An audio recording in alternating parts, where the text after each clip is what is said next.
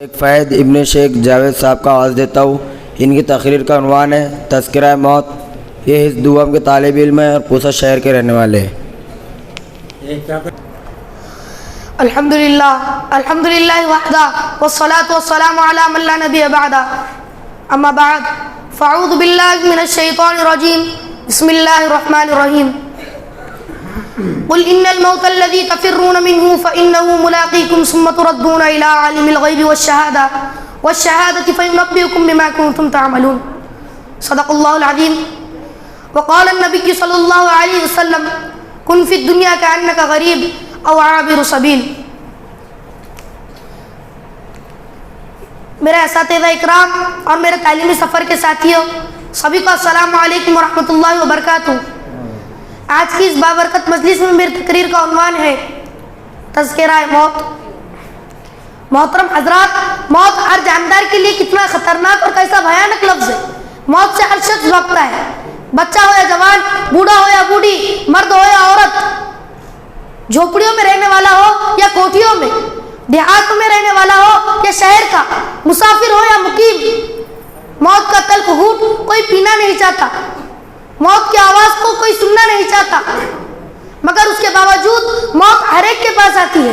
کبھی تو ماں کی گود میں آتی ہے اور ماں کی آرزو کو خاک میں ملا کر رکھ دیتی ہے، کبھی تو یہ بھرپور جوانی میں آتی ہے اور ہزاروں کی تمناؤں پر پانی پھیر دیتی ہے، کبھی بڑھاپے میں آتی ہے۔ غرض موت ہر ایک کو آتی ہے، فرق اتنا ہے کہ آج ان کی اور کل ہماری باری ہے۔ اس کو اللہ رب العزت نے قرآن مجید میں اس طرح بیان فرمایا، قل ان الموت الذي تفرون منه فانه ملاقيكم۔ اے نبی فرما دیجئے، جس موت سے تم فرار ہوتے ہو وہ کہیں ضرور ملے گی، اور تمہیں اس مالک کی طرف لوٹنا ہے جو تمہارے ظاہر و باطن، اندر و باہر کا علم رکھتا ہے۔ اور کل قیامت کے دن جس میں اولین آخرین جمع ہوں گے اور نفسی نفسی کا عالم ہوگا، تمہارے اعمال سے متنبہ کریں گے۔ اگر تم نے خدا اور اس کے رسول کی اطاعت کو فرما برداری میں زندگی گزاری تو نامہ اعمال دائیں ہاتھ میں دیا جائے گا اور فرشتوں سے کہا جائے گا اسے جنت میں داخل کر دو، اور یہ پیغام سنا دو کہ اب تمہیں کبھی موت نہ آئے گی۔ اور اگر تم نے خدا اور اس کے رسول کی قانون کو توڑا، مخلوق خدا کو تکلیف دینے میں زندگی گزاری اور حلال کو حلال اور حرام کو حرام نہ سمجھا تھا، رشوتوں اور سود سے اپنی جیب کو بھرا تھا، تو یتیموں اور بیواؤں کی دولت پر ڈاکہ زنی کی تھی، تو کل قیامت کے دن ناکامی کا جھنڈا پیچھے کی طرف بائیں ہاتھ میں پکڑایا جائے گا اور فرشتوں سے کہا جائے گا اس کمبخت کو منہ جہنم میں ڈال دو۔ میرے دوستو، دنیا میں انسان دولت کمانے اور حاصل کرنے کی بڑی کوشش کرتا ہے، مگر جب انسان کو موت آتی ہے، راتوں میں جاگ کر، دنوں میں تھک ہار کر، خون پسینہ ایک کر کر جمع کرتا ہے، مگر جب انسان کو موت آتی ہے، اس کی روح پرواز کر جاتی ہے، تو لوگ اس کی دولت چھین لیتے ہیں، اور اگر اس کے بدن پر کوئی زیور ہو، خواہ وہ معمولی ہو کیوں نہ ہو، اسے بھی اتار لیتے ہیں۔ اسے اپنی دولت سے سوائے کفن کے کچھ حاصل نہیں ہوتا، کوئی چیز اس کے ساتھ نہیں جاتی، ساری چیزیں یہیں ٹھہر جاتی ہے۔ لوگ نہلا دھلا کر، کفن پہنا کر قبرستان چل دیتے ہیں اور دفن کر کر سارے لوگ واپس آ جاتے ہیں، کوئی اس کے ساتھ نہیں رہتا۔ آج دنیا کی کوئی چیز اس کے ساتھ نہیں ہے، مگر صرف ایک چیز ہے، وہ ہے اس کے اعمال، خواہ وہ اچھے ہو یا برے، اس کے ساتھ رہتے۔ حضور صلی اللہ علیہ وسلم نے ایک حدیث میں بیان فرمایا، میت کے پیچھے 3 چیزیں جاتی ہیں اور اس میں سے 2 لوٹ آتی ہیں۔ اس کے پیچھے اس کی اولاد، اس کا مال اور اس کا عمل جاتا ہے۔ اولاد اور مال واپس آ جاتا ہے اور اس کا عمل اس کے ساتھ رہتا ہے، خواہ وہ اچھا ہو یا برا۔ سوچنے کا مقام ہے وہ عمل جو قبر کی کٹھن گھڑی میں ہمارے کام آنے والا ہے، وہ ہمارے پاس کتنا ہے، اور وہ آل و اولاد، وہ مال و متاع جو کل اس مشکل وقت میں ہمارا ساتھ چھوڑ دیں گے، اسے جمع کرنے کے ہم کتنے فکر مند ہیں۔ جمع کرنے کی کیا چیز تھی اور جمع کیا کر رہے ہیں؟ میر انیس نے اس کا نقشہ کچھ اس طرح کھینچا ہے، کیا کیا دنیا سے صاحب مال گئے، نہ دولت ساتھ گئی نہ اطفال گئے، پہنچا تو لہر تک آئے سب لوگ، ہمراہ اگر گئے تو اعمال گئے۔ میرے دوستو، سکندر بادشاہ کا واقعہ آپ نے سنا ہوگا، بہادری اور شجاعت میں بڑا ہی مشہور تھا۔ नौजवानी के वक्त यूनान से चला और फतह करता हुआ हिंदुस्तान आ पहुंचा, सरजमीन पंजाब को फतह कर लिया और वहां से आगे ना बढ़ा। जब वहीं से अपने वतन की तरफ होने लगा तो उसकी तबीयत खराब हो गई और ऐसा मालूम होने लगा कि अब जान नहीं बचेंगी। उसने अपने वजीरों को बुलाया और कहा, देखो अब मेरा आखिरी वक्त है, अब मैं आप लोगों से जुदा हो जाऊंगा, जब मैं मर जाऊंगा तो आप लोग मेरा कफन दफन कर देंगे। वजीरों ने कहा, हुजूर हमने जिंदगी भर आपका नमक खाया है, अगर हमने आपका कफन दफन भी ना किया तो हमसे बड़ा नमक हराम कौन होगा।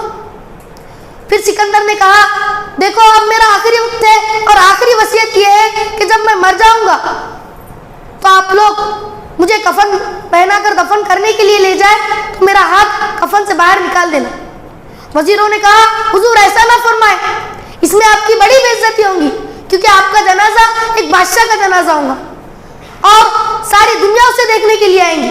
जब लोग देखेंगे कि आपका हाथ कफन से बाहर निकला हुआ है तो सारे लोग कहेंगे, देखो सिकंदर कितना लालची है, फतह करते करते मर गया मगर उसका लालच खत्म ना हुआ। वो हाथ इसलिए बाहर निकाले हुए है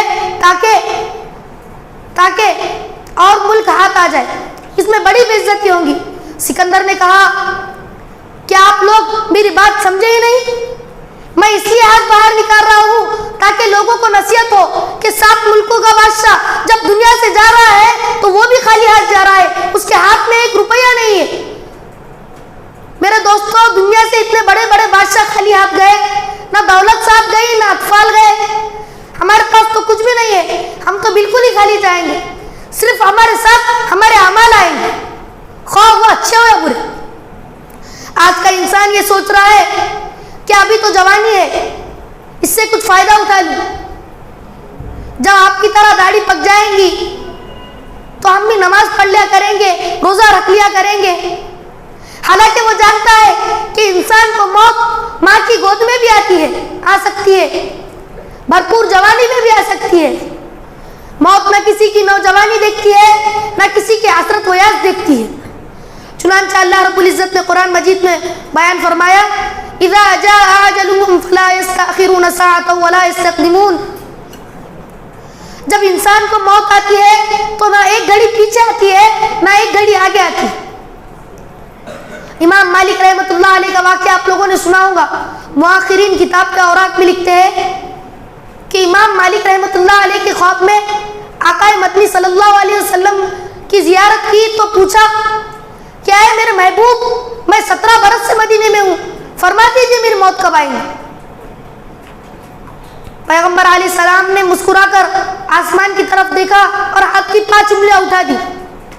इमाम मालिक हैरान हो गए कि आखिर 5 से 5 महीने या 5 हफ्ते या 5 दिन मुराद है। अल्लामा इब्न सीरीन वक्त के ख्वाब की ताबीर बताने में वक्त के बहुत बड़े इमाम थे। तो इमाम मालिक रहमतुल्लाह अलैह ने अपने आदमी को उनके पास भेजा कि हजरत से पूछो कि इस ख्वाब की ताबीर क्या है।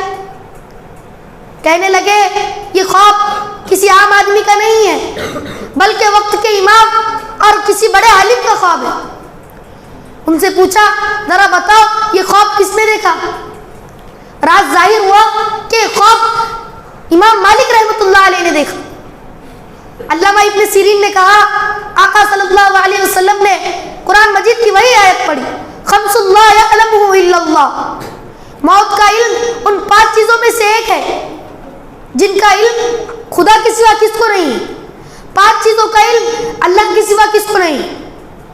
नंबर 1, इन्नल्लाह इंदहु इल्मुस्सा, कि क़यामत कब आएंगी, इसका इल्म अल्लाह के सिवा किसको है। व युनज़्ज़िलुल गैब, बारिश कब होगी। व यअलमु मा फिल अरहाम, औरत के रहम में बच्चा है या बच्ची, काला है या भूरा, पूरा है या अधूरा, सुस्त है या चुस्त, किसको पता है। वमा तदरी नफ्सुम माज़ा तक्सिबु गदा, कोई शख्स नहीं जानता कि वो कल क्या अमल करेगा। और नंबर 5, वमा तदरी नफ्सुम बिअय्यि अर्ज़िन तमूत, कि तुम्हें मौत कहाँ आएगी इसका इल्म किसको है। मेरे अजीजों, मौत की तैयारी करो। हम सफर पर जाते हैं तो बाकायदा एक بستر ہوتا ہے، کرایہ ہوتا ہے، انتظام ہوتا ہے، اہتمام ہوتا ہے، طعام ہوتا ہے. یہ تو ہمارا ایک لمبا سفر ہے قبر سے لے کے حشر تک. صدیق اکبر رضی اللہ تعالیٰ عنہ فرماتے ہیں کہ جس شخص کے پاس کوئی عمل نہیں ہے، نہ روزہ ہے نہ نماز ہے، اور وہ کفن پہن کر جا رہا ہے، تو یوں سمجھو کہ دریا میں بغیر کشتی کا جا رہا ہے. اب غرق ہونے کے علاوہ کوئی چارہ نہیں.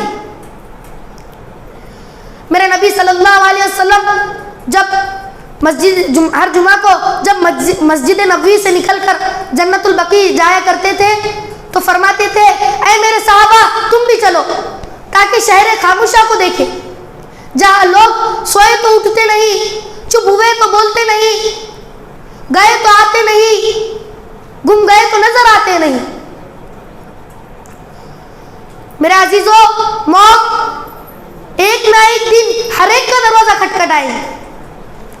اس لیے اپنی موت کے پہلے آخرت کی تیاری کرو. دوسروں کو کندھوں پر رکھ کر یہ عبرت حاصل کرو کہ ایک نہ ایک دن ہمیں بھی دوسروں کے کندھوں پر سوار ہونا ہے. اور آج یہ جس طرح خالی ہاتھ گئے تو ہمیں بھی خالی ہاتھ جانا ہے. اللہ تبارک و تعالی سے دعا ہے کہ اللہ ہمیں اس باتوں پر عمل کرنے کی توفیق عطا فرمائے. وما علینا الا البلاغ وآخر دعوانا ان الحمد للہ رب العالمین.